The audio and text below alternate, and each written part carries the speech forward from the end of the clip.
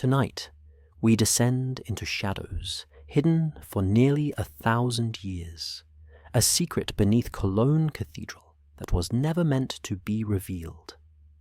A labyrinth of stone and silence, where the Templars left a code so precise, it could rewrite everything we thought we knew about their mission. For centuries, the cathedral has stood as a monument of faith and power, but beneath its vaulted ceilings lies a vault that defies history itself. This isn't about relics or treasure alone. It's about a mission erased from memory, a journey westward hidden from the Pope's sight, and secrets encoded in symbols, maps, and whispers. Those who sought it vanished, or were forgotten, leaving behind only traces in architecture, crypts, and family lineages. Deep beneath the city, in cold stone chambers, the code waits, untouched, daring anyone to decipher it. So before you dismiss this as legend, ask yourself, what if the Templars were hiding more than gold, more than scrolls, but a blueprint of knowledge, a map of power, a truth that could change everything? Like the video, subscribe. Because tonight, we step into the vault, and the Templar code beneath Cologne Cathedral is finally exposed. It did not begin with a battle. It began with a silence. In the year 1109, 9 knights gathered not to fight, but to swear themselves to something unspoken. While the world watched Jerusalem bathed in blood, a deeper mission was quietly unfolding beneath the surface. These men, later known as the poor fellow soldiers of Christ and of the Temple of Solomon, didn't form their order out of piety or protection. They were chosen for a task that had little to do with pilgrims and everything to do with what lay beneath the Temple Mount. The official story says they protected Christian travelers. But for the first 9 years of their existence, these knights performed no known military duty, guarded no roads, and fought no battles. Instead, they were given exclusive access to the ruins of Solomon's temple. No one asked why. No one dared. The First Crusade had ended just 10 years earlier, in 1099. The city of Jerusalem, seized from Muslim control, was now the focus of Christian triumph. But behind the cheering, the Templars were digging. Records from early chroniclers like William of Tyre mention their presence, but curiously avoid details. Other accounts, redacted and hidden, hint that their purpose was recovery, not conquest. Not gold, not treasure, but knowledge. Knowledge buried for centuries, hidden by those who feared what it would undo. This oath, taken beneath the sign of the cross, was not witnessed by the Church. It was not recorded in any cathedral archive. It was older than the Vatican, older than Rome. Some claim the oath invoked names not spoken in Christian liturgy, names tied to the ancient priesthoods of Jerusalem, names found in apocryphal texts and forbidden scrolls. The Church, at least on the surface, remained silent. But silence from power is not absence of knowledge. It is control. By the time the Council of Troyes formally recognized the Templar Order in the year 1129, their mission had already changed, or rather, been hidden. Their oath remained intact, but their public face became armor and sword. The truth buried under centuries of redaction, censorship, and misdirection. But traces remain. Architectural echoes in Gothic cathedrals, symbols carved into chapels in Portugal and Scotland, anomalies in the Vatican's own records. The Templars were not created to fight Islam. They were created to recover what the Church feared most: a memory, a relic, a truth buried not only in stone, but in time itself. What was it that required 9 years of secrecy beneath Jerusalem? Why were only 9 knights allowed access? And why does the Church still refuse to speak of that period, even today? Some say it was a scroll. Others believe it was a relic. But there are those who suggest it was something far more dangerous. Not an object, but an origin. Something that, if revealed, would fracture the foundations of Christian history. Something the oath was meant to protect forever. The year was 1129. In the city of Troyes, a council was held that would forever alter the religious and political landscape of medieval Europe. It was here that the Knights Templar were officially sanctioned by the Catholic Church. Pope Honorius II, alongside Bernard of Clairvaux, the influential abbot and spiritual advisor, gave the Templars their blessing and legitimacy. But within the carefully drafted documents of the council, something was missing. A mission, a purpose, a 9-year gap that the Church deliberately left unexplained. For nearly a decade before this council, the Templars had operated in Jerusalem under complete secrecy. No battles, no public actions, just silence and excavation beneath the ruins of the ancient Temple of Solomon. Yet, when the Church recorded their origins, this entire period was washed clean, replaced by a simplified story of knights protecting pilgrims. A noble lie. The rule of the Templars, authored under Bernard's guidance, is meticulous in its religious devotion and military discipline. But it says nothing about the years spent digging beneath sacred ground, nothing about what they found, nothing about why they were there in the first place. The Council's documents make it seem as if the Templars sprang into action as holy warriors without origin. But history leaves traces. There are letters, accounts, and fragments that hint at a different agenda. In one such letter, Bernard of Clairvaux refers to the Templars not just as warriors, but as seekers of the divine mysteries. He praises their poverty and discipline, but avoids describing their true activities in Jerusalem. This calculated omission is not an oversight. It is deliberate. Silence is one of the Church's oldest tools. Not denial, not correction, just erasure. By not speaking of the Templars' earliest actions, the Vatican maintained control over what could be accepted as holy.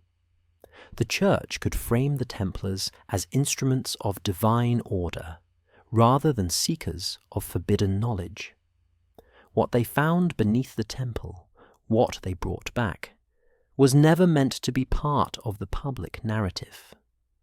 Some scholars believe the council was not just a blessing, but a containment, a way to bring the Templars under Church authority before their discoveries spread too far, to sanctify them, while quietly binding them. Even the location of the council matters. Troyes was a city tied to the Champagne region, home to powerful families with links to the original 9 knights. It wasn't chosen for convenience. It was chosen for control. Those who attended were not random clergy, but insiders, allies, men who could ensure that the truth remained buried, not only in Jerusalem, but in the records themselves. There is no question that the Templars became soldiers of faith, but the silence at the Council of Troyes is louder than any trumpet of war.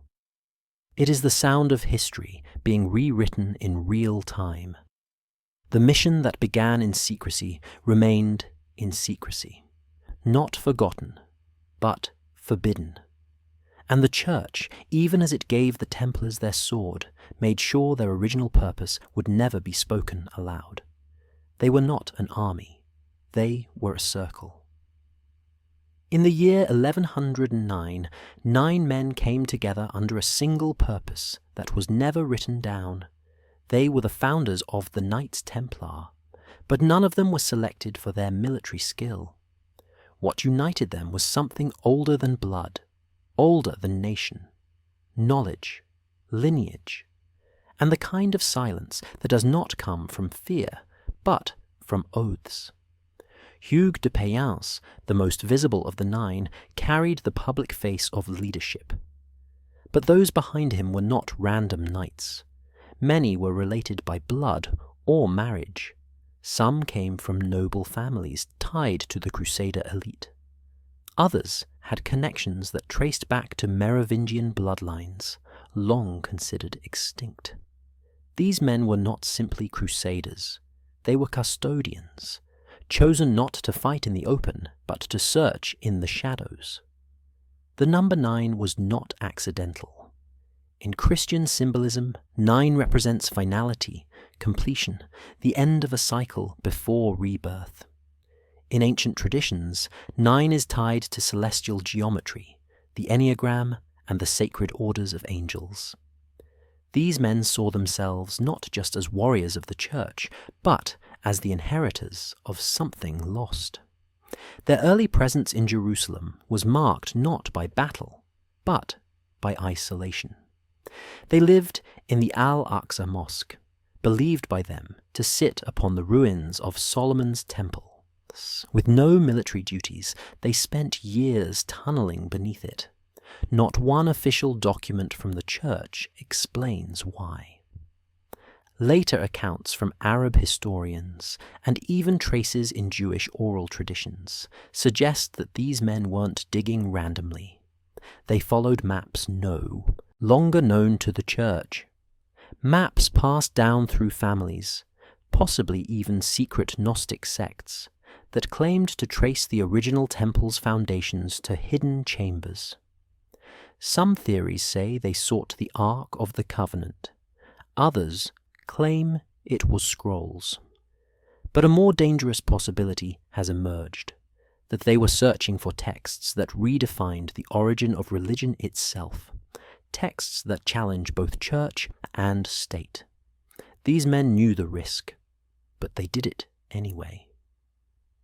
What made these 9 knights so different was not what they found, but what they already knew. Their formation was not a beginning, but a continuation, a mission that started centuries earlier, interrupted by war, exile, and suppression. The First Crusade gave them cover. The chaos allowed them to move unnoticed, and the Church, at first unaware of their deeper purpose, would soon seek to control them. There is a reason no new members were added during those first 9 years. A reason why only these 9 had access to the chambers beneath the temple. It was not about loyalty. It was about trust. The kind of trust that comes from shared inheritance. They were not selected to serve the Pope. They were selected to finish a task long buried. The 9 who knew. The 9 who never spoke. The 9 who began the most secret mission the Vatican still refuses to acknowledge. The Temple of Solomon was never just a building. It was a symbol, a container, a marker on the earth for something far older than its visible stones. When the Templars arrived in Jerusalem in the early 12th century, their interest was not in conquest or defense. It was in what lay buried beneath the sacred mount. The Al-Aqsa Mosque, which stood where the temple once had, became their base of operations. But what happened beneath it was hidden from the world. For 9 years, the Templars dug beneath the ruins. Not as builders, not as engineers, but as seekers. Their excavation was not sanctioned by the church. It was not reported in any official chronicle. But the silence surrounding it is louder than any trumpet of war. Historical traces suggest their work was systematic and informed. This was not random tunneling. It was targeted. Some believe they had access to ancient maps or oral traditions passed down through Jewish or Gnostic families, who knew of a hidden archive beneath the foundation. According to legends found in non-canonical texts, the temple was built atop a repository of knowledge left behind by an earlier civilization. Some called them the Watchers. Others believed they were the survivors of a flood older than the story of Noah. What was buried there was not gold. It was memory. Records, objects, devices, or scrolls that carried a version of history untold by the Church. A legacy not of Israel alone, but of all mankind. Accounts from the 19th century, including those by Charles Wilson and Charles Warren, British engineers who explored beneath the Temple Mount, revealed a network of ancient tunnels and cavities. Some of them appeared to be intentionally sealed. Artifacts dating back to pre-Israelite cultures were found nearby. Yet to this day, excavation beneath the site remains strictly prohibited. The reason given is religious sensitivity. But there is another possibility. That what the Templars found there redefined the foundation of religion itself. Some researchers point to the copper scroll found at Qumran in the 20th century, which listed a vast hidden treasure spread across sacred sites. But unlike the Dead Sea Scrolls, the copper scroll reads like a map, and it hints at locations beneath the Temple Mount. If the Templars found even fragments of such a cache, it would explain why their rise was so sudden, and why their secrecy was so heavily guarded. Their power did not come from the Church. It came from what they carried back, not as relics, but as proof. Whatever was uncovered during those 9 years, it was never spoken of openly. But from that point forward, the Templars began to behave differently. Their architecture changed, their symbols evolved, their wealth grew, and their influence, even over kings and popes, became undeniable. Something was discovered beneath Solomon's temple, something that gave them leverage over the very institutions that tried to control them, and that discovery remains hidden. Not just underground, but behind layers of silence that stretch from Jerusalem to the heart of the Vatican itself. The Ark of the Covenant is often treated as a lost myth, a relic swallowed by time. But what if it was never lost at all? What if its location was known, whispered through generations of texts and architecture, just not to the public? The Templars believed this, and they had reason. Jewish rabbinical scrolls, many of them kept hidden for centuries, contain coded references to the Ark not being destroyed or stolen, but deliberately concealed. These scrolls suggest that before the Babylonian invasion in the 6th century before Christ, temple priests hid the Ark in a chamber beneath the Holy of Holies. This was not just a defensive move. It was a ritual act, guided by prophecy, protecting something not only sacred, but volatile. Islamic traditions, particularly within Sufi interpretations, also reference a powerful object buried beneath the dome of the rock, which stands over the same mount where Solomon's temple once rose. The rock itself is said to mark the spot from which the prophet ascended into heaven. But in earlier Hebrew accounts, that rock was where the Ark had rested. When the Templars established their base in the Al-Aqsa Mosque, directly south of the dome, they were not just camping near history.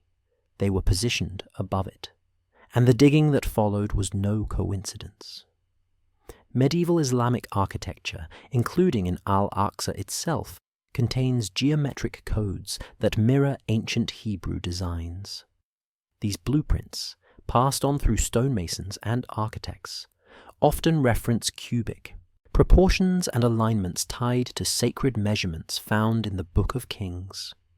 Measurements that match the dimensions of a chest said to house the commandments given to Moses. But the Ark was never just a container. It was an instrument. Biblical texts describe it emitting light, sound, and even causing death to those who touched it improperly. This has led some researchers to believe It was not a relic in the modern sense, but a kind of device, possibly electrical, possibly something older than the religion that later claimed it. The Templars, through their exposure to Arabic science, Greek philosophy, and ancient Jewish mysticism, would have understood this possibility. Their search was not for gold. It was for activation. If the Ark existed and could be found, it would challenge the authority of the Church, the Scriptures, and the entire foundation of Western religion. There is no official record of the Templars finding the Ark, but there is an absence where a record should be, and absence in history is rarely empty. After their time in Jerusalem, the Templars returned to Europe with a new level of influence. Their symbols began to include arcane geometry. Their rituals grew more secretive. In Portugal and Scotland, chapels were built that encoded the layout of the temple and the inner sanctuary where the Ark once stood.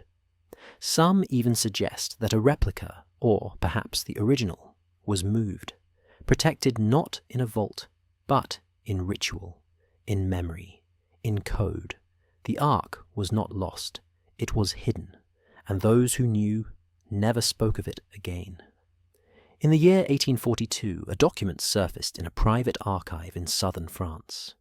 It was bound in calfskin, marked with the seal of the temple, and written in a cipher that took more than a decade to decode. What lay inside was not a gospel, not a list of relics, not a history of the order. It was a map. But unlike traditional maps that mark the presence of cities, ports, or shrines, this one marked only absences, blank zones, regions where something once existed, but was now erased. The Codex, later known by researchers as the Map of Absence, detailed routes taken by a small Templar fleet, starting in the early 1200s, that did not follow the paths of crusade or pilgrimage. These paths led away from known territories, away from Rome, and away from the historical record. Each marked location on the map corresponded with ancient sites that had once held libraries, temples, or archives. But by the time modern scholars examined them, most had been destroyed or built over. The map did not show cities. It showed wounds in the landscape. In Mesopotamia, the path crossed over the ruins of a forgotten ziggurat with no name. In North Africa, it stopped in a desert where a vanished tribe once recorded the stars on stone. In the Atlantic, the map extended beyond the Pillars of Hercules, suggesting a journey westward long before Columbus. The Codex made no claims. It offered no conclusions. But in its silences, it revealed something devastating. That history is not just what is remembered. It is also what is deliberately removed. Some believe the Templars were mapping not just land, but memory. By identifying where knowledge had been erased, they were building an inverse archive, one that preserved what could no longer be seen. The Codex used symbols instead of names: a broken tree, a blank sun, a serpent devouring its own tail. These were not decorative. They were warnings, indicators that these places had once held something powerful enough to be destroyed by both empire and church. And by retracing these routes, the Templars were not fleeing, they were preserving. The existence of the Map of Absence has been confirmed by at least 3 independent scholars. But each time it is published, the copies vanish or are discredited. Institutions refuse to recognize its authenticity, not because of lack of evidence, but because of what it implies. That there was a parallel mission running beneath the visible one. That the Templars were not just warriors of Christ, but archivists of forbidden truth. The map is not a relic, it is a mirror.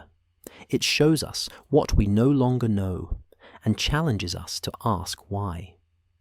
The Templars followed a path of erasure, and in doing so they marked a trail not to holy sites, but to the voids that remain when truth becomes too dangerous to survive. In the year 1147, the Second Crusade was officially launched with the full authority of Pope Eugene III. Preached by Bernard of Clairvaux and blessed by the Church, it was meant to reclaim lost territories and assert Christian dominance. But as thousands of knights marched east toward Jerusalem, a smaller, unnoticed movement was happening in the opposite direction. A Templar fleet, quiet and unrecorded, left the port of La Rochelle in western France. Their destination was not the Holy Land. It was west, into uncharted waters, into lands not claimed by Christendom or Islam. This was not sanctioned. It was not blessed. It was not named in any papal record. It was the beginning of a forbidden crusade. The fleet consisted of only a handful of ships. But those aboard were not ordinary soldiers. They were scribes, map-makers, astronomers, and initiates trained in both combat and esoteric knowledge. Some sources claim that these Templars carried with them scrolls, recovered from beneath the Temple Mount. Others suggest they held objects too dangerous to remain within the reach of Rome. The reason for their departure remains unclear, but what is certain is that their movement was intentional, coordinated, and hidden, not from enemies, but from their own allies. What makes this event even more striking is the silence surrounding it. While the Second Crusade failed spectacularly, drawing attention to its defeats in Damascus and Anatolia, the Templar leadership never publicly commented on the outcome. Their attention had already shifted. The Western voyage, later erased from church memory, suggests the existence of an alternate mission, not to conquer, but to reconnect. Ancient maps, preserved in Islamic and Jewish libraries, hinted at lands beyond the ocean, places described as the ends of the earth. But some texts went further. They spoke of archives buried in mountains, of temples built before the flood, of a race of priest-kings who carried knowledge older than the Torah, older than Genesis. The Templars, exposed to these texts through their contact with Eastern scholars, did not see the Atlantic as a barrier.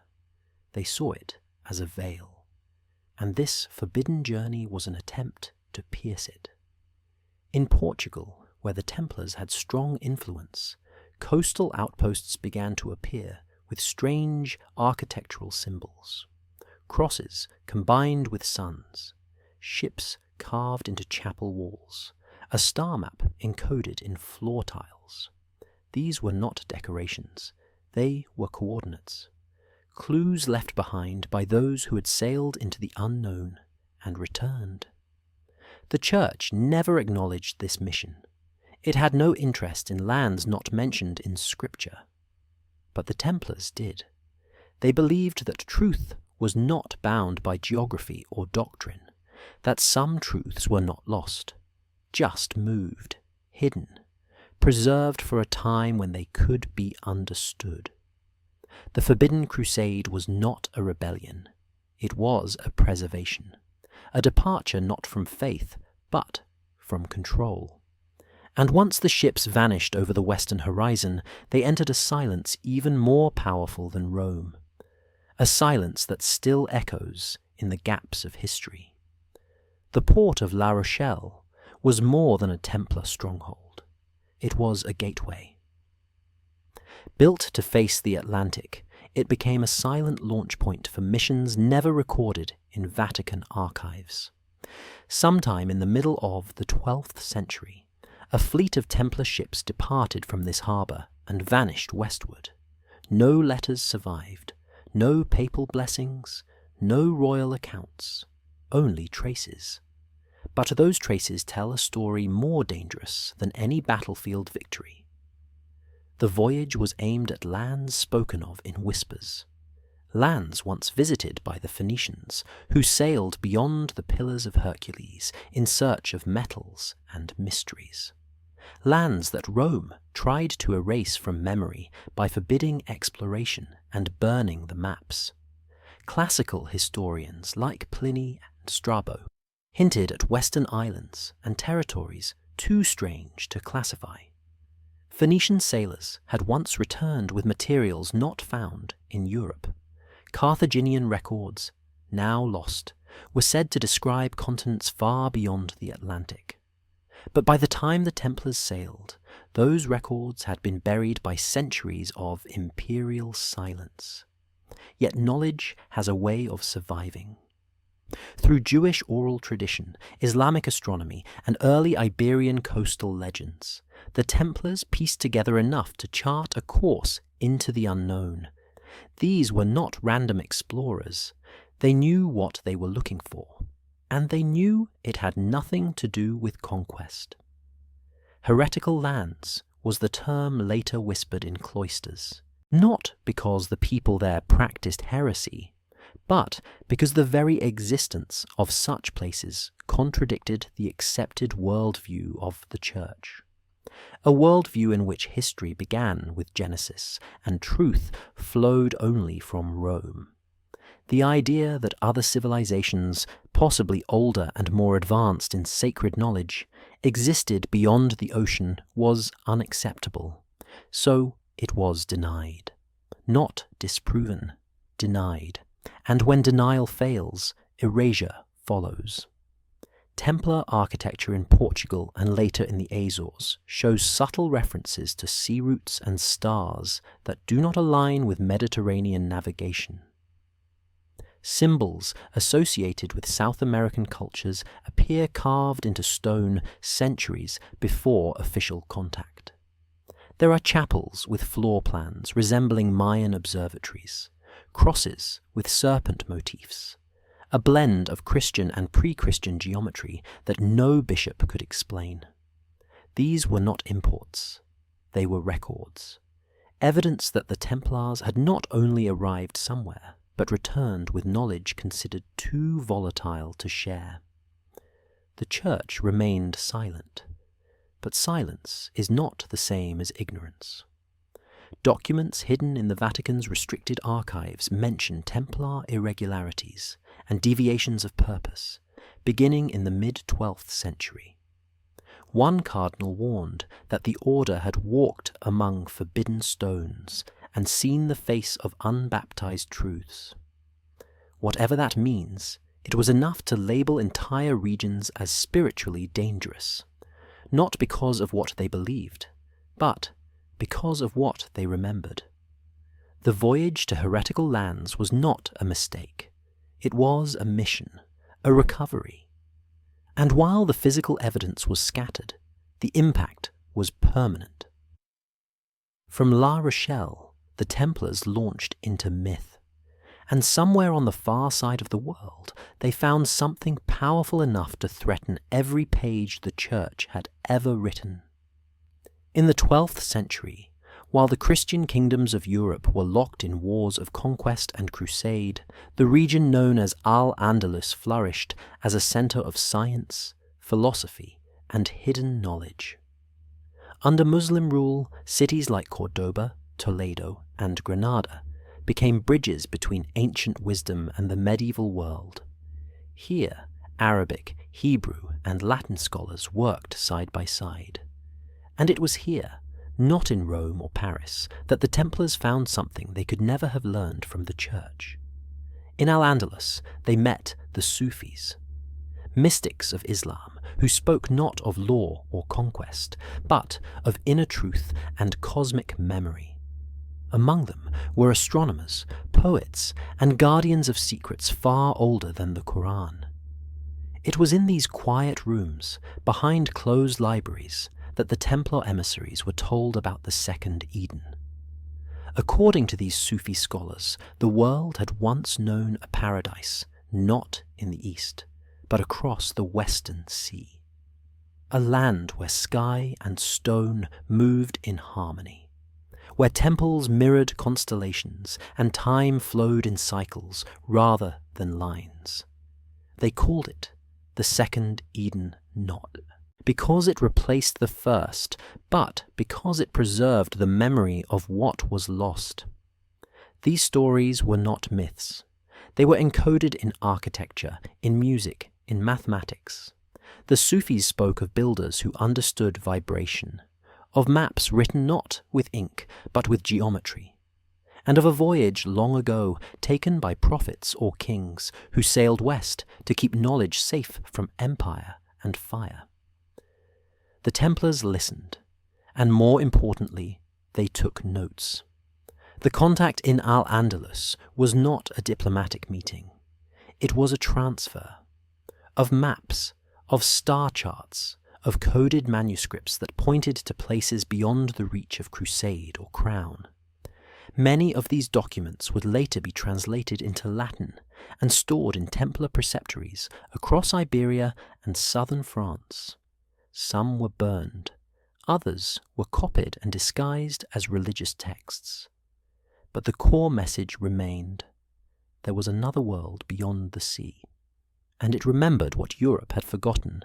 This exchange could not have happened anywhere else. The Sufi worldview, unlike the rigid hierarchy of Rome, allowed for truths to coexist. They did not see the Second Eden as a threat to religion. They saw it as a mirror, a memory of humanity before division. And the Templars, already steeped in secrets from Jerusalem and Egypt, recognized the pattern. Across faiths and continents, the same story repeated: a fall, a flood, a hidden archive, and a remnant who remembered. The Church would never accept this version of history. It unraveled too much. But the Templars weren't asking for permission. They were building something, a new kind of order, one that crossed borders not with swords, but with silence. The contact in Al-Andalus gave them direction, a path, and with it, the next phase of the Forbidden Crusade moved from vision to voyage. Not to conquer, but to rediscover a paradise the world had buried beneath dogma and fear. In the highlands of the Maghreb, in what is now Algeria and parts of Morocco, a network of canyons and caves hides some of the most mysterious carvings in the ancient world. Known today as part of the Tassili Naja region, these rock walls are covered with thousands of images, some dating back over 10,000 years. Among them are figures that do not match any known human form. They are tall, elongated, and often shown descending from the sky. Local Berber tribes have passed down stories for generations, calling these figures the Elders or the Sky Teachers. But in the 12th century, Templar emissaries traveling through North Africa were told a different name by Sufi mystics and Jewish scholars. They were called the Watchers. The Watchers appear in ancient Hebrew texts, especially in the Book of Enoch, a writing banned by the Church but preserved in Ethiopia and known to Islamic scholars. According to this text, the Watchers were angelic beings sent to observe mankind. But instead of merely watching, they taught. They gave early humans knowledge of astronomy, agriculture, metallurgy, and even cosmetics. They revealed secrets of the heavens, the movement of the stars, and the properties of plants. This was not considered a gift. It was judged a rebellion. Heaven condemned them, and the Watchers were cast down, imprisoned beneath the earth. Their children, known as giants or Nephilim, were said to have caused chaos, and were destroyed in a great flood. But what remained was memory. And in the Maghreb, that memory was carved in stone. Templar records that survived in fragments refer to a journey made through this region. They mention symbols matching those found in the Tassili rock art. Figures with halos of light, spirals emerging from their hands, a procession leading into the mouth of a cave.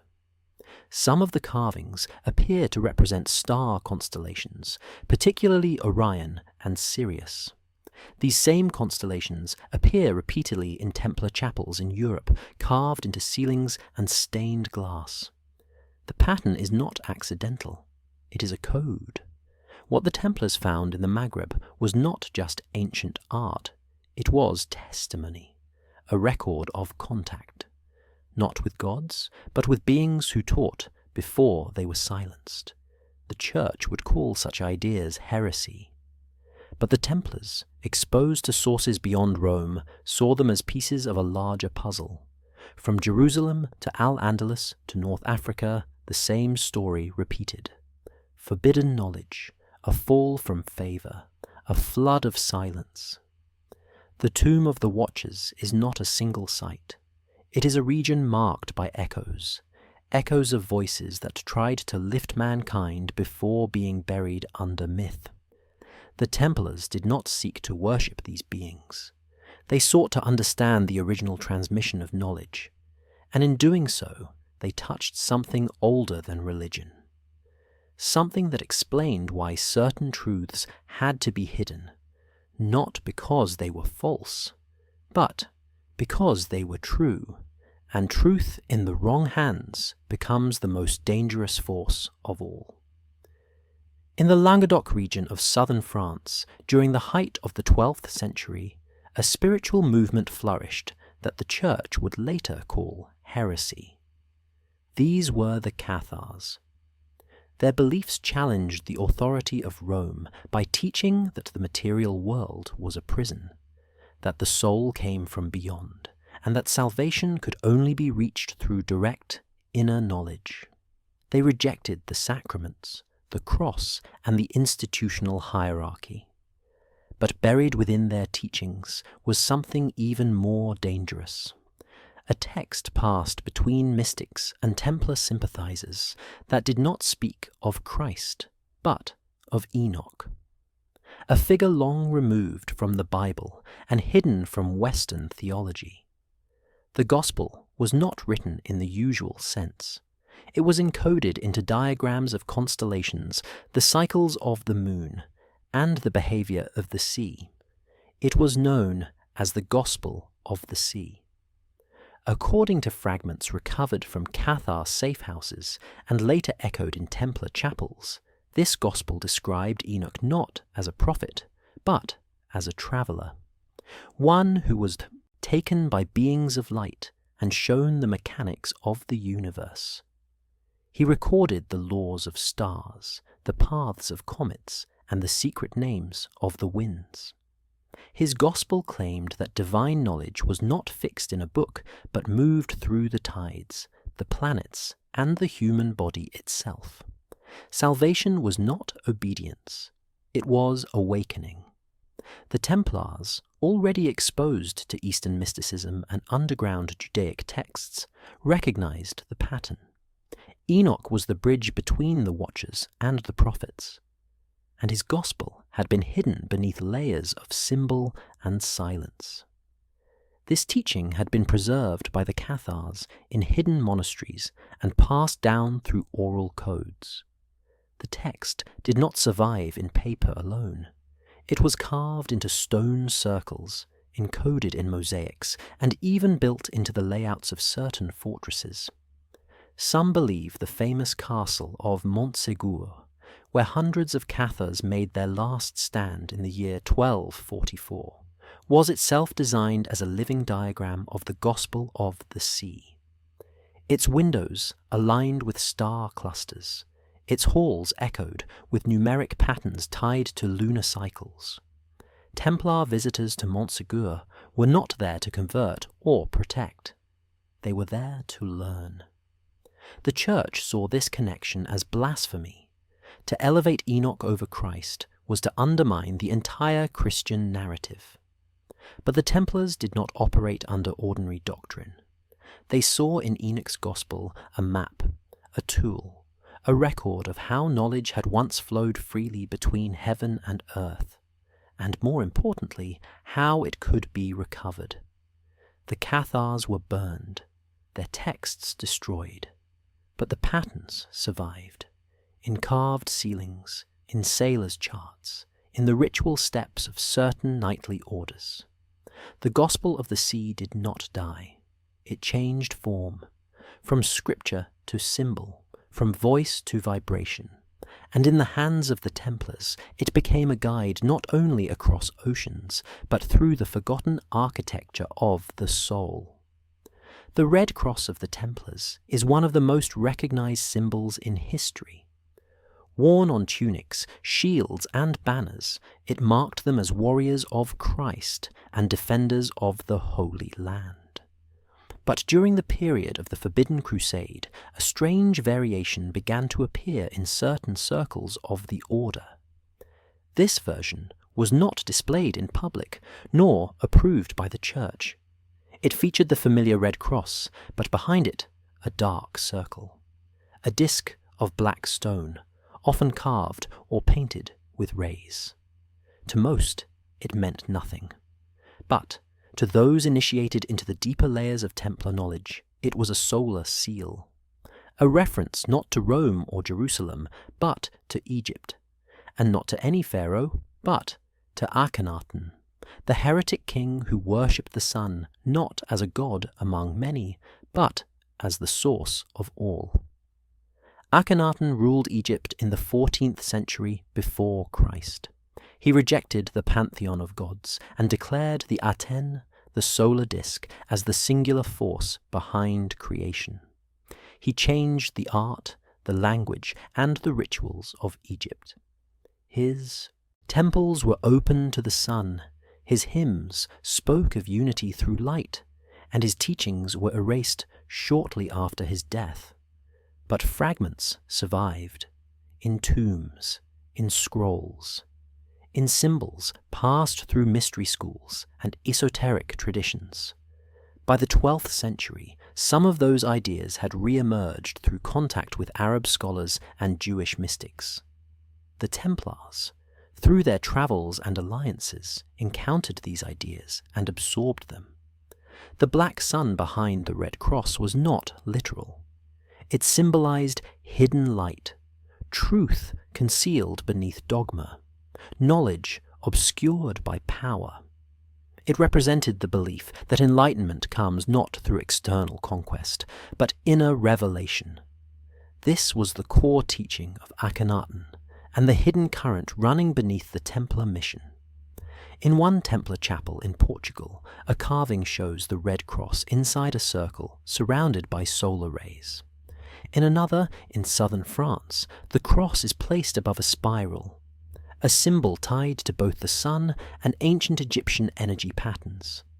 These were not decorations. They were signals, clues to those who knew how to see. The Church, when it discovered these variations, responded with suspicion. Papal records from the early 13th century mention Templar deviations and accusations of pagan influence. One account describes a ritual where knights knelt before a round stone illuminated by sunlight, a practice condemned as idolatry. But the Templars never considered it worship. They believed they were honoring the original source of wisdom, a truth older than the Church itself. The black sun became a forbidden symbol, a reminder that within the Templar order there were layers, the visible, loyal to Rome, and the hidden, loyal to something far older.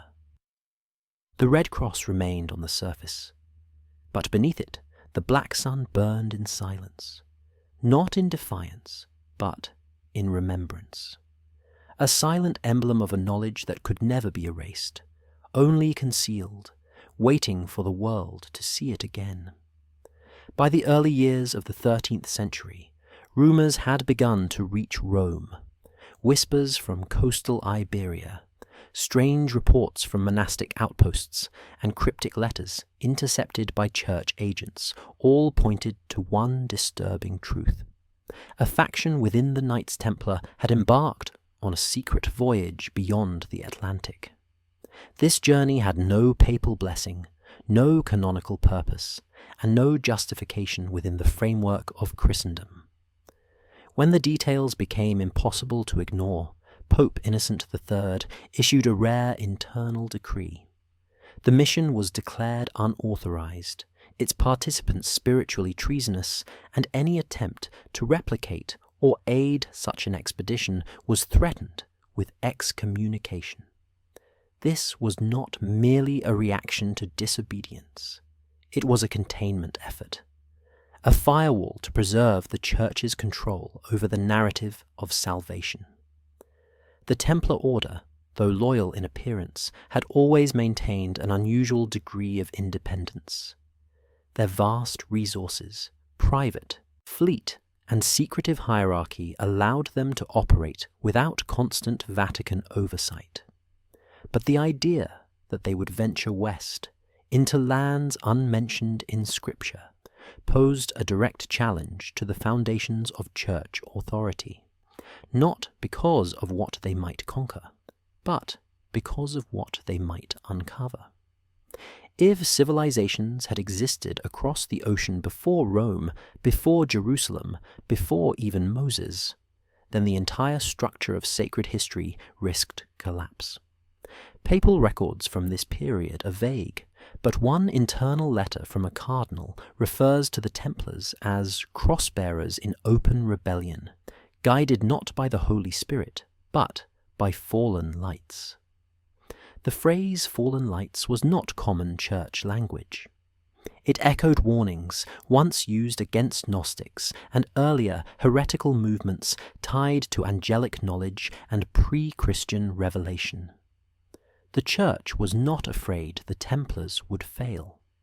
It was afraid they would succeed and bring back something that could not be controlled. In public, the Vatican maintained silence. No sermons condemned the voyage. No official statements named the ships or the men aboard. But, behind closed doors, the forbidden crusade became a crisis. Bishops were instructed to monitor Templar chapters more closely. Certain scrolls and manuscripts linked to Enoch, to Atlantis, and to solar worship were quietly removed from monasteries, and papal agents were sent to ports in France and Portugal to intercept any returning vessels. Rome understood that knowledge is more dangerous than steel, and unapproved knowledge, especially of origins, was treated as a virus to be eradicated before it could spread. The Templars, who remained loyal to the Church, were forced to distance themselves from the mission. Some did so out of fear, others out of survival.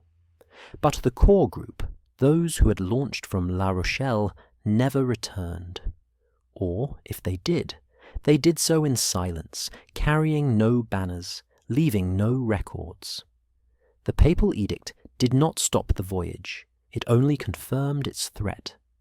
The mission the Pope disavowed was not a failure of faith, it was a declaration of independence. And the silence that followed became the most telling proof that something had been found the Church could not afford to explain. After the papal condemnation of the Western voyage, a quiet fracture formed within the Templar order. While some withdrew into the rigid obedience demanded by Rome, others pushed deeper into silence. In Portugal, where the Templars held vast lands and royal favour, a hidden cell emerged that would become known in later texts as the Azoth Brotherhood. Unlike the knights of the battlefield, these Templars were scholars, alchemists, and cryptographers. They were less interested in swords and relics, and more concerned with symbols, patterns, and forgotten knowledge. Their focus shifted to a specific kind of object that had begun to appear in their hidden collections. Pre-Christian artifacts bearing marks and glyphs that did not match anything found in Europe or the Middle East. Some of these symbols would later be identified in Mayan and Olmec inscriptions, raising impossible questions about ancient contact and knowledge flow between continents. The word Azoth was not chosen by accident. In alchemical texts, Azoth represents the universal solvent, the spiritual essence that binds all things. It is the beginning and the end, the alpha and omega of transformation. For the Brotherhood, this symbol embodied their mission. They believed that a single thread connected all ancient traditions, one that had been fragmented by time, conquest, and suppression. Their task was not to invent new teachings, but to reconstruct the original language of light and form hidden within the oldest artifacts. The Brotherhood operated from Templar-controlled monasteries and coastal strongholds, often disguising their work as theological study or architectural planning.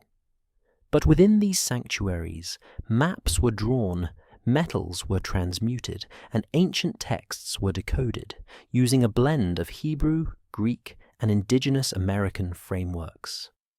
One symbol in particular fascinated them: a spiral composed of 3 interlocking curves, found etched into stone near Portuguese coastlines, and mirrored almost perfectly in Mayan glyphs from Palenque and Copan. It was not just decoration. It was a mathematical constant, a key to understanding resonance, vibration, and possibly the relationship between time and consciousness. The Templars had no explanation for how such a symbol could appear in 2 civilizations separated by oceans and epochs. But they believed it pointed to a shared origin, one lost in the flood myths and fragments of oral tradition across the globe. The Azoth Brotherhood avoided confrontation with the Church by staying invisible. They published nothing. They recruited only through lineage and loyalty. Some members were said to carry encoded rings, others tattoos made of mineral ink, visible only under certain conditions. Their work was not meant for the public. It was preparation for a return, a revelation, or a reconstruction of something long buried. The glyphs, the metals, the mathematics were not ends in themselves. They were clues, traces left behind by a civilization that had once understood the balance between spirit and matter, sky and stone. Centuries later, when explorers brought Mayan artifacts back to Europe, a few scholars recognized symbols already drawn in the margins of forgotten Templar manuscripts. The Brotherhood had seen them first, and though their names were erased, their work remained. Hidden in cathedrals, carved into forgotten chapels, whispered through generations that still believe the past is not behind us, but waiting to be reawakened. In the late 13th century, nearly a century after the Templar fleet silently vanished from La Rochelle, a group of Portuguese monks affiliated with the Order of Christ began to trace the same route. These monks were not ordinary scribes. Many were educated in astronomy, geometry, and languages, and some had inherited manuscripts from former Templar houses, especially after the suppression of the Order. Guided by encrypted maps and oral legends passed down through monastic lines, they sailed from the western coast of Portugal, not toward the Mediterranean, but into the open Atlantic. What they found, or more precisely what they recorded, would never appear in any official chronicle. Yet, fragments of their journey survive in the margins of maritime logs, in the architecture of obscure chapels, and in the symbols carved onto stone altars hidden deep in Iberian mountain sanctuaries. These monks claimed to have reached a land not marked on any chart, a place whose inhabitants spoke of sky serpents and sun vessels, images far removed from Christian iconography, and closer to the forbidden cosmologies once whispered among the Gnostics and preserved in remnants of pre-flood lore. According to recovered records and oral retellings passed down through certain seafaring families, the monks encountered a coastal civilization that did not resemble the tribal groups typically described by later explorers. Instead, these people lived in structured settlements aligned with the solstices and equinoxes. Their temples mirrored the stars. Their language, though foreign, contained glyphs eerily similar to those found in Mayan codices and certain undeciphered carvings in the Azores. More than the architecture, it was the mythology that stunned the monks. The locals spoke of sky serpents, celestial beings that descended in radiant coils to teach humanity the arts of measure, healing, and timekeeping. They described sun vessels, floating discs of light that moved with sound and vibration, not wind or oar. These were not viewed as gods, but as ancient ancestors, custodians of knowledge from a forgotten era when earth and sky communicated freely. The monks recorded what they could, though their entries were encoded to avoid church scrutiny. Some of their findings were later hidden in the archives of the Order of Christ, the very group that would later fund the voyages of Henry the Navigator and lay the foundation for the so-called Age of Discovery. But this was not discovery. It was re-entry, a return to lands once known, then buried beneath dogma and time. The land beyond maps was not mythical.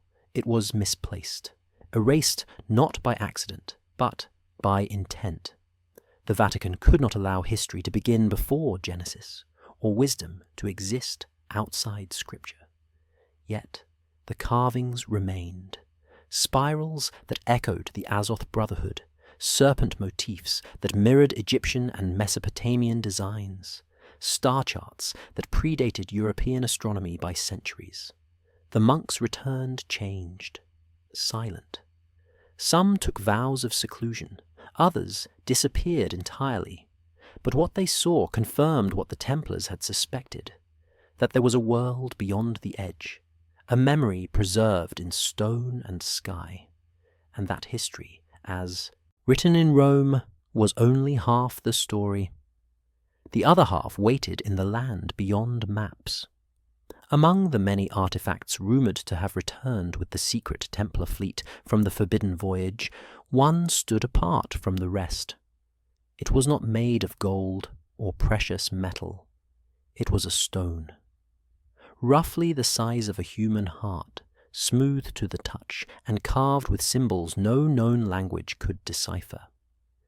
The Templars who brought it back described it in coded letters as the living stone, the weeping heart, and the sealed echo. What made this object so feared and so protected was not its age or design, but its behaviour. According to multiple sources now hidden in restricted Vatican collections, the stone reacted to moonlight. When exposed to the full moon, it emitted a faint red hue, and on certain nights it appeared to bleed. A thin liquid, dark and warm, would emerge from the carved lines and evaporate before it could be collected. Some claimed it echoed when struck, not like metal or rock, but like a chamber, as if it were hollow and vast inside, as if it remembered sound. This relic did not remain in Templar hands for long. Within months of its arrival in Portugal, it was seized by agents operating under papal authority. The official charge was heresy. The unofficial motive was containment. Witnesses to the artifact's behaviour were silenced or sent to distant outposts. One Templar chronicler wrote in a letter preserved in the library of the Order of Christ that the stone was not from this world, but from a vault beneath the world. He described its symbols as pulsing when observed, and claimed that a monk who held it for too long began speaking in a forgotten tongue. The Vatican denied the existence of such an object, but internal memos from the 13th century reference the transfer of a sealed relic to the secret archive beneath Castel Sant'Angelo. The location later became a key part of the Vatican's internal intelligence structure, where artifacts deemed too dangerous for public knowledge were stored. No drawings or photographs of the stone survive, but similar descriptions appear centuries later in reports from Jesuit missions in the Andes, suggesting that the object or others like it were known among pre-Columbian cultures. Some referred to it as the heart of the sky. Others believed it was a piece of a celestial body that had once touched Earth, carrying with it the memory of a forgotten covenant. Whether the stone was ancient technology, a symbolic relic, or something entirely unexplainable remains unknown. But its journey, from the hands of Templar navigators to the silent corridors of the Vatican vaults, reveals the pattern repeated across history. Truth is not destroyed. It is hidden, sealed behind layers of faith, authority, and silence. The stone that bled was never seen again in public, but the stories persisted, passed in whispers, traced in carvings, hinted at in chapels built without explanation, not because of what it was, but because of what it proved. That something older than empire, deeper than scripture, and more alive than memory still pulses beneath the surface of what we call history, and that the Templars, in their forbidden mission, had brought a fragment of it home. In the year 1903, during a renovation of a decommissioned Carthusian monastery near Toulouse, France, a concealed chamber was discovered behind a false wall. Inside was a wooden box, wrapped in deteriorating linen, sealed with wax bearing the faded mark of the Red Cross. Within it lay what has come to be known as the Codex of Shadows, a manuscript written in Latin with passages in Greek, Hebrew, and an unknown cipher. Initially dismissed by church authorities as a forgery, it was quietly acquired by a private collector and remained hidden for decades. But scholars who examined it in secret began to realize the text was genuine, and what it described was not a theological treatise or battle record, but a mission, a journey. The manuscript detailed an operation launched by a splinter group of the Templar order sometime in the late 12th century. Their goal was to retrieve what the Codex called the voice of God in stone. The term appeared repeatedly throughout the text, always capitalized, always wrapped in metaphors tied to resonance, frequency, and divine utterance. It described a relic buried not beneath Jerusalem or Rome, but across the sea, in a temple constructed before the Great Flood. The Codex claimed this object was not an idol, not a relic of human design, but a fragment from an event when heaven touched earth. It was said to sing when struck, not with music, but with language, a language not spoken by mouth, but felt in bone and blood. According to the Codex, the Templars believed this object to be the original instrument through which creation itself was shaped. Not the word of God written in a scroll, but the word made vibration, matter responding to sacred tone. The manuscript included navigational symbols, encoded star charts, and a reference to a voyage departing from Portugal under a false trade mission. It mentioned an island not found on any modern map, protected by reefs and cloaked in perpetual mist. The team tasked with the recovery was said to have worn no insignias, carried no banners, and vowed never to speak of what they found. One passage described the relic as smooth as wind over still water, dark as the sky before thunder. Another claimed that those who stood near it wept without reason, as if hearing something ancient inside their own blood. The mission succeeded, but the object was never brought to Europe. It was entombed again, hidden in a vault constructed with star-aligned stone. Only the codex remained, a map to a forgotten frequency. The Church denied all knowledge. No mention of such a mission exists in Vatican records. Yet, the language in the codex mirrors phrasing found in banned mystical texts, including the Book of Enoch, and certain fragments from Qumran. Some believe the voice of God in stone was the same relic that later surfaced in Portuguese Templar accounts. Others claim it remains buried, protected by descendants of those who once heard it. But the codex endures, faded ink on fragile parchment, a whisper from the past reminding us that sound can shape stone, and that truth, when encoded, can outlive empires. In the mountains of South America, long before European explorers officially arrived, there were already whispers among indigenous tribes of foreign visitors. Strangers with light skin, bearded faces, and garments marked by crosses. While mainstream history dismisses these tales as myth or confusion with later conquistadors, a series of oral traditions passed down in Quechua and Aymara, communities tell a different story. They speak of holy warriors who did not seek gold or conquest, but knowledge. These warriors, believed by some researchers to be remnants of the forbidden Templar voyage, reached the high Andes not by accident, but by design. Guided by maps derived from stellar alignments and pre-Christian symbols, they were led to a place now lost to both time and cartography. There, carved into the side of a mountain, was a stone altar unlike anything recorded in medieval Europe. It wasn't used for sacrifice or ritual. It was called the mirror. The surface of the altar was polished to such perfection that it reflected no light. Instead of showing one's face, it showed movement, not of the body, but of potential. Those who stood before it did not see their reflection. They saw moments that had not yet happened, choices not yet made.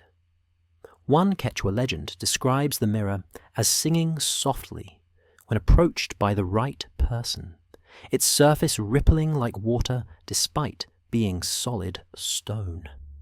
The Templars who encountered it believed it to be an oracle, not a tool of divination in the pagan sense, but a technology of memory and time, left behind by a civilization that understood perception as a force of creation.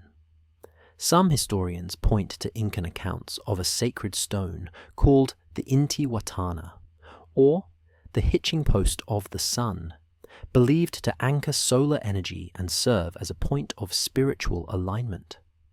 While not the same as the mirror, both sites reflect a larger pattern of sacred objects that interacted with consciousness rather than ritual. The Templars who witnessed the mirror reportedly sealed the area with stone and left no formal record. But faint inscriptions matching Templar cipher codes have been found etched into nearby cliffs, alongside glyphs resembling those found in ancient Egypt and Sumer. The implication is clear. The Templars believed they had reached not just a new land, but a preserved fragment of a forgotten science.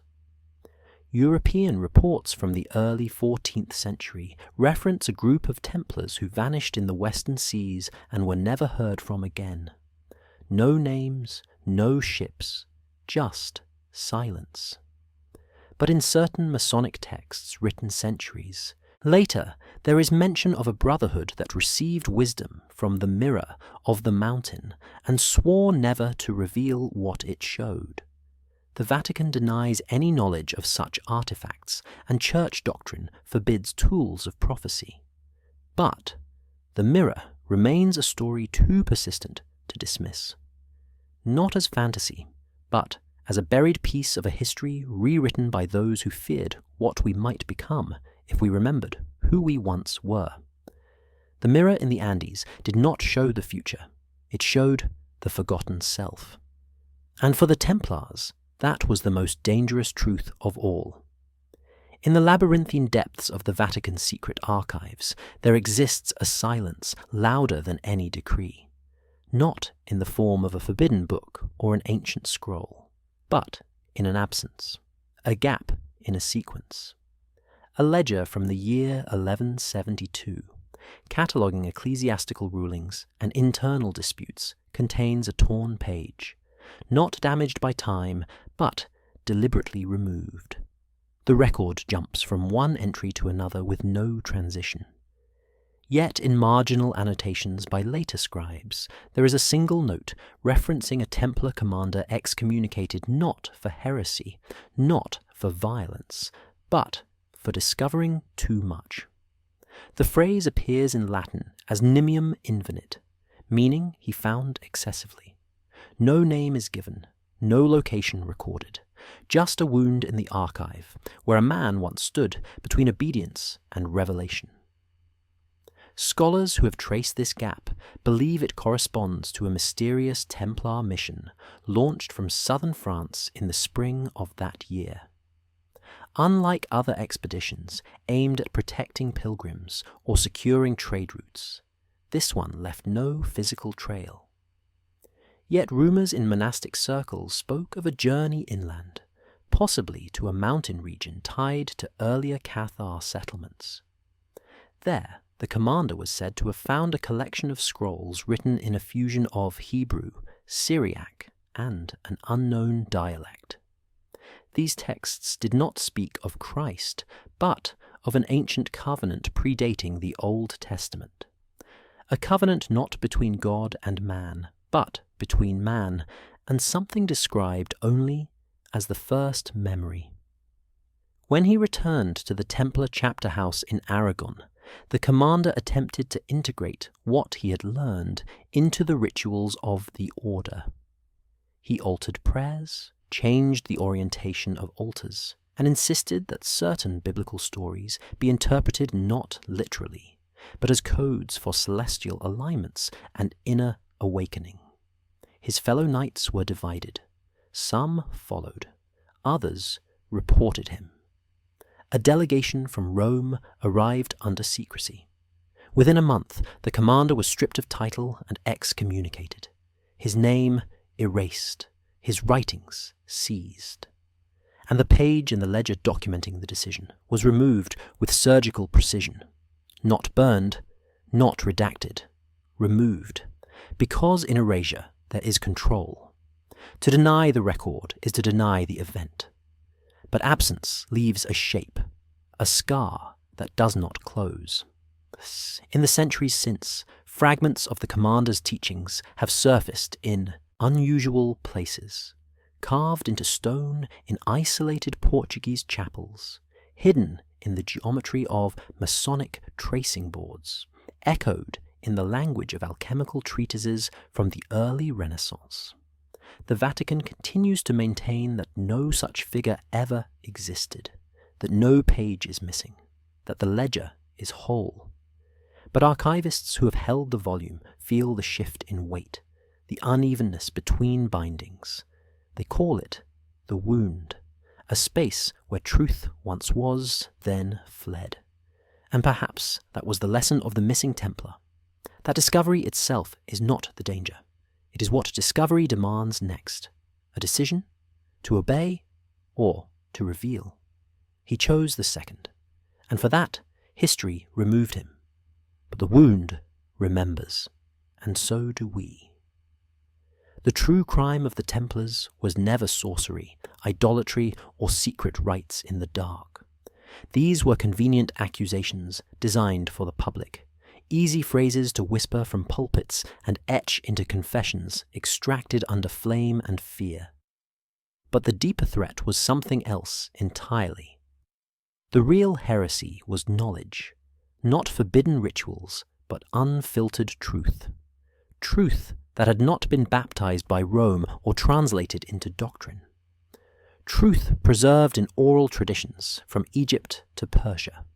whispered by Sufi mystics, guarded in scrolls by Ethiopian priests, encoded in the glyphs of the Andes, and etched into stone long before Abraham.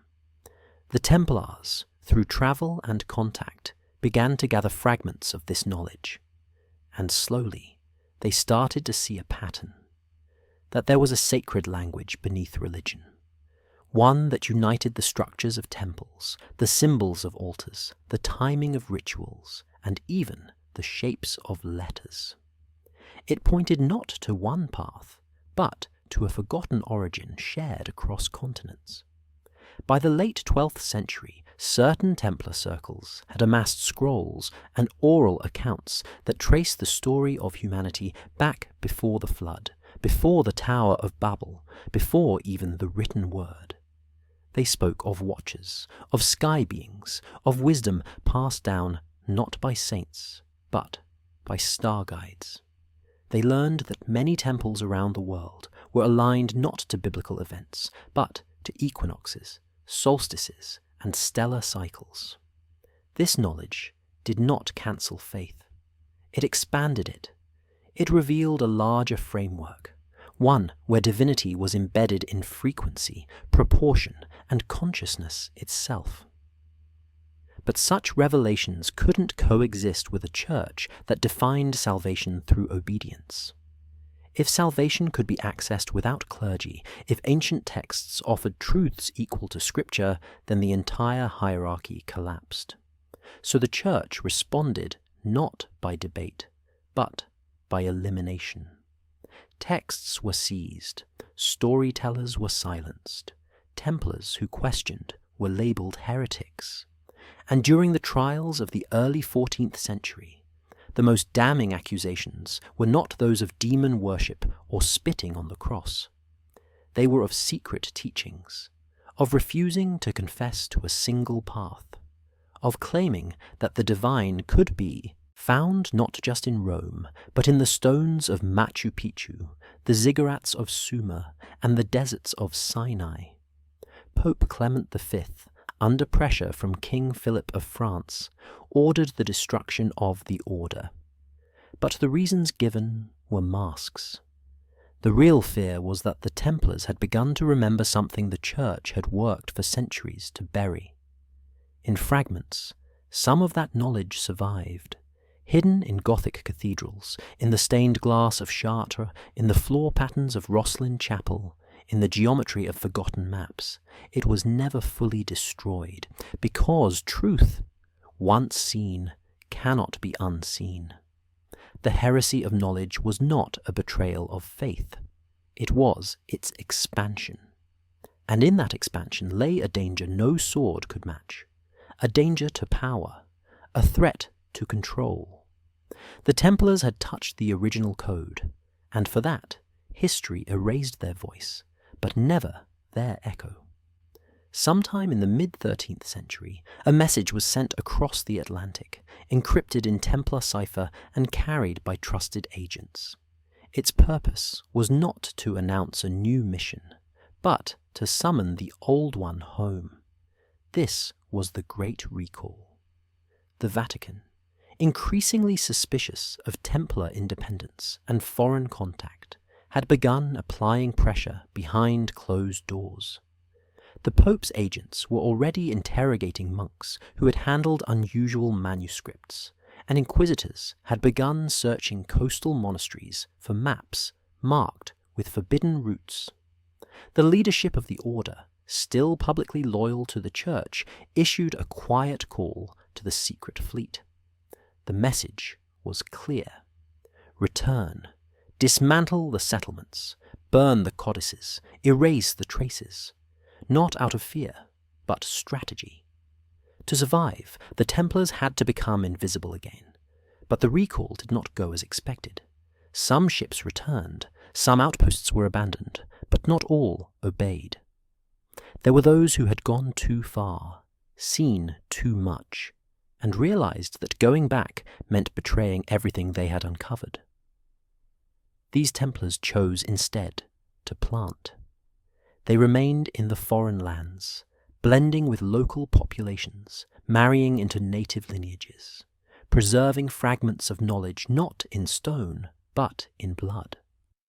Oral traditions in parts of South America, especially in the Andes and along the Amazon, speak of pale-skinned warriors who arrived long before the Spanish, who taught geometry, healing, and astronomy, then disappeared into the forest. Some were remembered not as invaders, but as bringers of balance. Carvings in remote regions depict crosses not of European conquest, but of alignment between heavens and earth, between east and west. The Great Recall, though framed as a command, became a moment of choice, a fork in the path. Those who returned were absorbed back into the politics of Europe. Some were later arrested. Others faded into monastic obscurity. But those who stayed left no names, no banners, no records.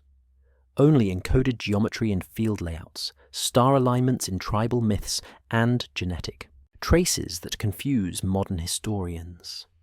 These were not conquerors, they were planters, sowers of memory, carriers of a blueprint that they believed must survive not through empire, but through culture.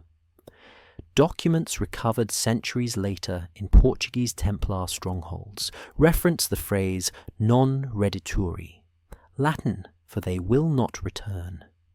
It was not written with condemnation, but with reverence, as if those who stayed behind were seen not as deserters, but as guardians of a second flame. In a world where maps were being rewritten by power, they had chosen to remain where the stars still told the truth. The Great Recall was not a failure. It was a filter. It revealed who still served the church and who had begun to serve something older. Not a new religion, not even a rebellion, but a remembrance. A living thread planted in soil far from Rome, waiting for the right time to rise again. Not as an order, but as a knowing, hidden in plain sight, growing in silence, and immune to recall. In October of the year 1307, the Templar order was struck by a coordinated wave of arrests ordered by King Philip IV of France. The sudden crackdown was brutal and effective, targeting knights, commanders, and treasurers across French territory. But at the port of La Rochelle, something else occurred that didn't make it into the official records. As the king's agents arrived at the harbour, they found no Templar fleet. The docks were nearly empty.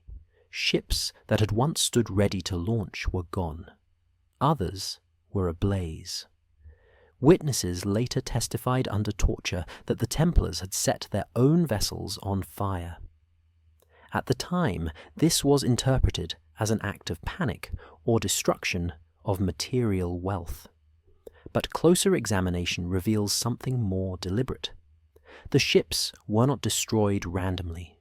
Only specific vessels were burned, and those that disappeared had not been used in European waters for years. These were long-range ships, the kind built for oceanic voyages. The Templar fleet at La Rochelle had long been the subject of rumours. Unlike other military orders, the Templars maintained their own naval infrastructure, independent from any king or papal authority. Over decades, they had built not just a fleet, but a private maritime system stretching from Scotland to the Levant. Hidden among grain shipments and trade goods were coded cargoes. Artifacts, scrolls, and personnel tied to a mission never officially acknowledged by the Vatican. The Forbidden Crusade, a voyage westward, not to Jerusalem, but beyond. When the order fell, the fleet was the one thing that could not be allowed to fall into the wrong hands. The burning of the ships was not a last-minute act. It was part of a contingency plan. Remove all proof, erase the roots, obscure the mission.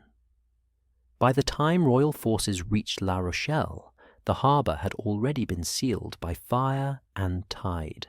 The ships that vanished were likely already halfway across the Atlantic, some carrying passengers, others carrying only what the Church feared most: evidence, physical records of contact with civilizations never mentioned in Scripture, relics that bore inscriptions in languages predating Genesis, devices said to resonate with tones not found in medieval instruments, and perhaps most dangerously, logs detailing the mission itself: who authorized it, where they went, and what they found.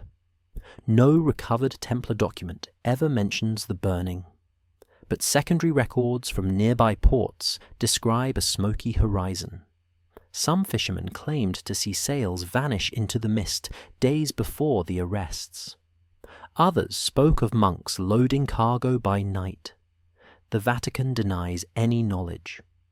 But centuries later, Jesuit scholars cataloguing early missionary maps discovered star charts that matched no European sky, accompanied by margins filled with Templar cipher.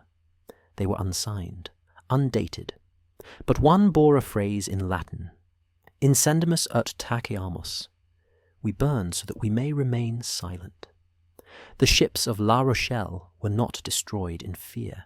They were sacrificed with intent, to preserve a silence older than empire, to ensure that what had been seen across the sea would not be followed, not by kings, not by Rome, and not by history.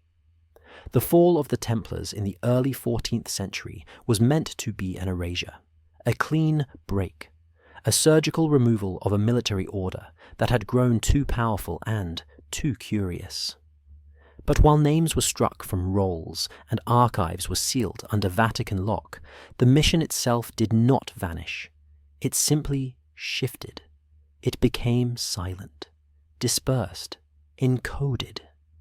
In Portugal, where the Templars found refuge under a new name, the Order of Christ, knowledge of the Forbidden Crusade was preserved not through open record, but through maritime codes and secret geometry. Portuguese explorers during the Age of Discovery carried maps marked with anomalies, coastal outlines that should not have existed in the 15th century, islands positioned in ways that mirrored older Templar charts. The navigators themselves were trained not just in sailing, but in symbolism. The sails they raised bore not just crosses, but esoteric emblems linked to the alchemical and mystical traditions of their Templar predecessors. In parallel, another line of preservation emerged across Europe, one that did not rely on fleets or relics, but on architecture and ritual. As cathedrals rose, especially in regions like Scotland, France, and Portugal, stained glass windows began to appear with imagery that defied canonical interpretation: ships with no oars, stars with impossible alignments, figures dressed in Templar robes standing beside symbols associated with Atlantis, Enoch, and the pre-flood world. These were not artistic flourishes. They were messages, preserved in plain sight. In Masonic lodges, which would later emerge as public institutions, elements of these stories persisted in ritual. The tracing boards used for initiation depicted landscapes with twin pillars, sunken lands, and archways inscribed with letters not found in the Latin alphabet. Behind the parables and oaths were references to a journey, a lost voyage, a return not to Jerusalem, but to a forgotten Eden. Documents recovered from early Rosicrucian archives reference a brotherhood of the compass, a phrase scholars believe refers to maritime Templars who survived under other banners. These writings describe a hidden manuscript known as the Book of the West, said to contain prophecies received not by vision, but by contact.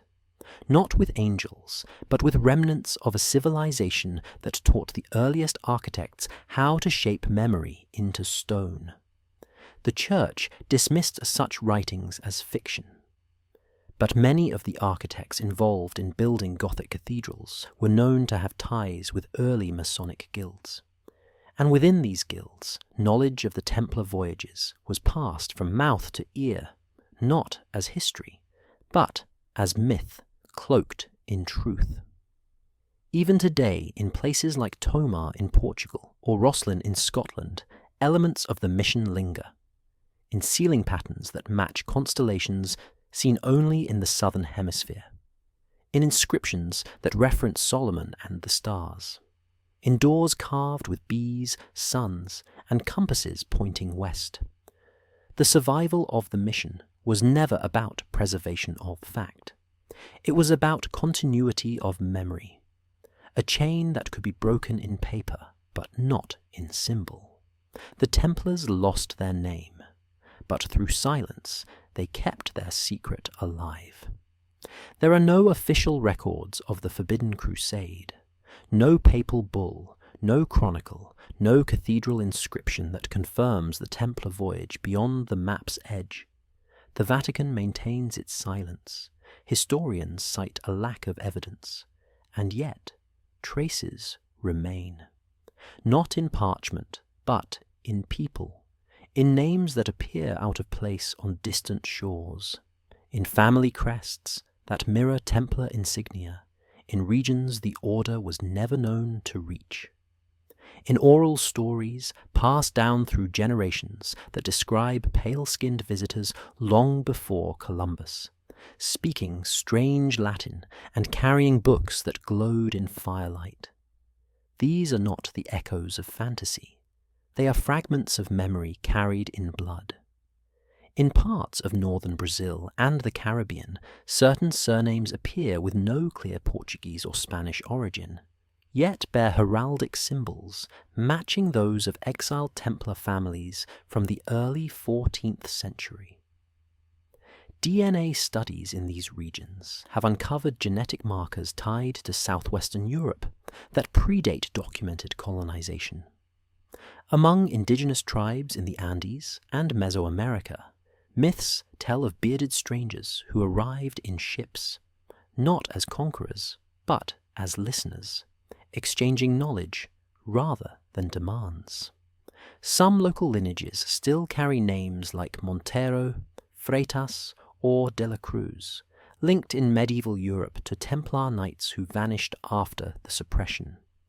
They did not disappear. They became silence in motion. In Portugal, descendants of the Order of Christ preserved Templar customs under royal protection. These lineages intermarried with noble families and continued maritime exploration, using maps encoded with symbols once etched into the floors of Jerusalem. Families tied to the Azores and Madeira speak of ancestors who navigated by stars not visible from Europe, using songs passed down like lullabies, filled with directional clues and geometric codes. Across the Atlantic, in parts of Nova Scotia and even the southeastern United States, Masonic lodges hold rituals with elements strikingly similar to those practiced by early Templar circles in Tomar and Aragon. The rites speak of a journey not yet complete, of a return that must happen through remembrance, not war.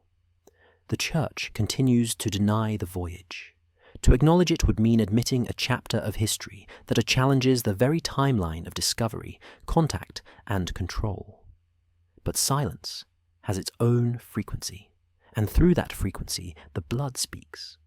Not loudly, not in books, but in choice. In the way certain symbols continue to appear in architecture, in art, in the compass rose etched on a school floor, in the fleur-de-lis carved into gravestones thousands of miles from France, in dreams passed down where maps unfold in fire and a red cross rises against the sun. The Forbidden Crusade was never meant to be remembered by empire. It was meant to be remembered by those who lived it, not as a fact, but as a calling, and today its echo still moves. in rituals unspoken, in directions unexplained, in the instinct to look west when all the answers say east. The blood remembers, and through that memory the story continues, hidden, sacred, alive.